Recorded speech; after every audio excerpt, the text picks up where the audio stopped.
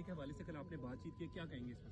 یہ عوام کا حق تھا. عوام مہنگائی میں پسے ہوئے ہیں، غریب خاندان بیچارے رول گئے ہیں، ایک وقت کی روٹی کو ترستے ہیں، دوائی نہیں ہے اور علاج کے پیسے نہیں ہیں، کاروبار نوکری نہیں ہے اور مہنگائی آسمانوں سے باتیں کر رہی ہے. تو ہم نے پتھر پر دل میں پتھر رکھ کر یہ فیصلہ کیا، مگر میں نے ماہانہ 28 ارب روپیہ قومی خزانے سے خرچ کے پاکستان کے ان پسے ہوئے کروڑوں لوگوں کے لیے میں نے یہ سبسڈی دی ہے. انشاءاللہ 2000 روپے مانگا.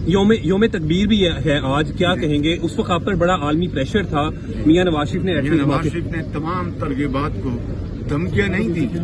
کسی اپنے جو دنیا کے بڑے ممالک ہیں ان کے سربراہان سے کوئی بہت تلخ لہجے میں بات نہیں کی، بڑے اچھے انداز میں کہا کہ بہت شکریہ جناب صدر، مجھے پاکستان کے مفادات کا تحفظ کرنا ہے.